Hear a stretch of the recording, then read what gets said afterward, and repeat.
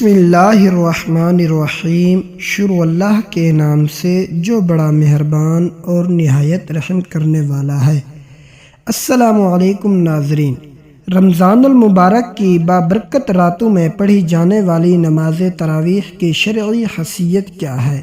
کیا اللہ کے نبی علیہ الصلاۃ والسلام نے خود تراویح پڑھی تھی، یا یہ باجماعت کب شروع ہوئی اور رکعتوں کی تعداد پر مختلف آراء کیوں ہیں؟ آج کی ویڈیو میں ہم ان تمام سوالات کے جوابات مستند تاریخ کی روشنی میں جانیں گے۔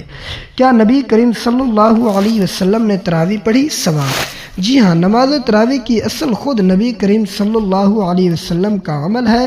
صحیح بخاری کی روایت کے مطابق رمضان کی ایک رات آپ صلی اللہ علیہ وسلم نے مسجد میں نفل نماز تراویح ادا فرمائی۔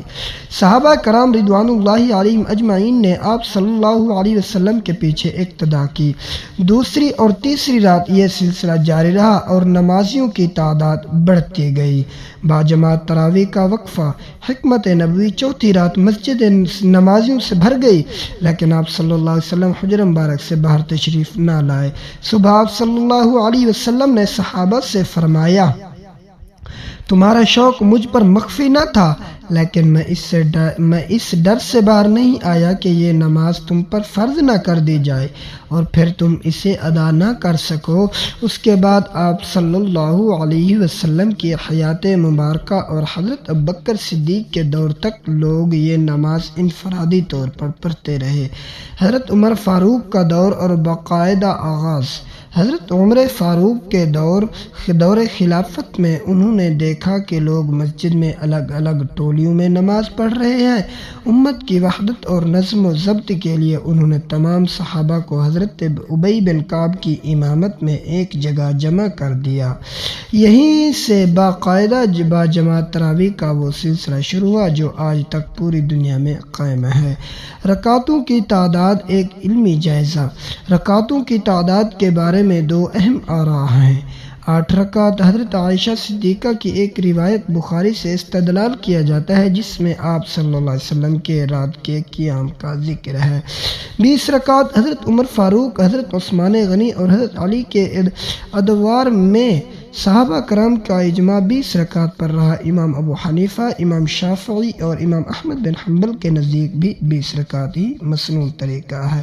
تراویح ایک بہترین نفل عبادت ہے جسے سنت مؤکدہ کہا جاتا ہے۔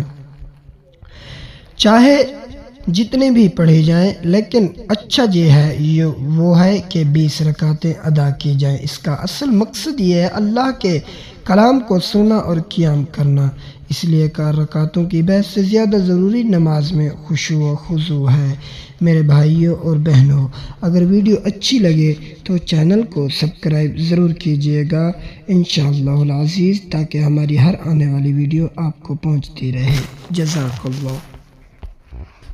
بسم اللہ الرحمن الرحیم، شروع اللہ کے نام سے جو بڑا مہربان اور نہایت رحم کرنے والا ہے۔ السلام علیکم ناظرین، رمضان المبارک کی بابرکت راتوں میں پڑھی جانے والی نماز تراویح کی شرعی حیثیت کیا ہے؟ کیا اللہ کے نبی علیہ الصلاۃ والسلام نے خود تراویح پڑھی تھی، یا یہ باجماعت کب شروع ہوئی اور رکعتوں کی تعداد پر مختلف آراء کیوں ہیں؟ آج کی ویڈیو میں ہم ان تمام سوالات کے جوابات مستند تاریخ کی روشنی میں جانیں گے۔ کیا نبی کریم صلی اللہ علیہ وسلم نے تراویح پڑھی؟ سوال: جی ہاں، نماز تراویح کی اصل خود نبی کریم صلی اللہ علیہ وسلم کا عمل ہے۔ صحیح بخاری کی روایت کے مطابق رمضان کی ایک رات آپ صلی اللہ علیہ وسلم نے مسجد میں نفل نماز تراویح ادا فرمائی۔ صحابہ کرام رضوان اللہ علیہم اجمعین نے آپ صلی اللہ علیہ وسلم کے پیچھے اقتداء کی۔ دوسری اور تیسری رات یہ سلسلہ جاری رہا اور نمازیوں کی تعداد بڑھتی گئی۔ باجماعت تراویح کا وقفہ حکمت نبوی: چوتھی رات مسجد نمازیوں سے بھر گئی، لیکن آپ صلی اللہ علیہ وسلم حجر مبارک سے باہر تشریف نہ لائے۔ صبح آپ صلی اللہ علیہ وسلم نے صحابہ سے فرمایا: تمہارا شوق مجھ پر مخفی نہ تھا، لیکن میں اس ڈر سے باہر نہیں آیا کہ یہ نماز تم پر فرض نہ کر دی جائے اور پھر تم اسے ادا نہ کر سکو۔ اس کے بعد آپ صلی اللہ علیہ وسلم کی حیات مبارکہ اور حضرت ابوبکر صدیق کے دور تک لوگ یہ نماز انفرادی طور پر پڑھتے رہے۔ حضرت عمر فاروق کا دور اور باقاعدہ آغاز۔ حضرت عمر فاروق کے دور خلافت میں انہوں نے دیکھا کہ لوگ مسجد میں الگ الگ ٹولیوں میں نماز پڑھ رہے ہیں۔ امت کی وحدت اور نظم و ضبط کے لیے انہوں نے تمام صحابہ کو حضرت ابی بن کعب کی امامت میں ایک جگہ جمع کر دیا۔ یہیں سے باقاعدہ باجماعت تراویح کا وہ سلسلہ شروع ہوا جو آج تک پوری دنیا میں قائم ہے۔ رکعتوں کی تعداد ایک علمی جائزہ۔ رکعتوں کی تعداد کے بارے میں دو اہم آراء ہیں۔ 8 رکعت۔ حضرت عائشہ صدیقہ کی ایک روایت بخاری سے استدلال کیا جاتا ہے جس میں آپ صلی اللہ علیہ وسلم کے رات کے قیام کا ذکر ہے۔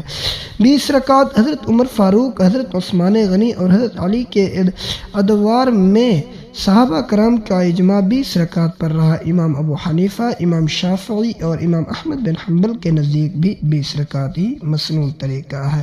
تراویح ایک بہترین نفل عبادت ہے جسے سنت مؤکدہ کہا جاتا ہے۔ چاہے جتنے بھی پڑھے جائیں لیکن اچھا وہ ہے کہ 20 رکعتیں ادا کی جائیں۔ اس کا اصل مقصد یہ ہے اللہ کے کلام کو سننا اور قیام کرنا۔ اس لیے 4 رکعتوں کی بحث سے زیادہ ضروری نماز میں خشوع و خضوع ہے۔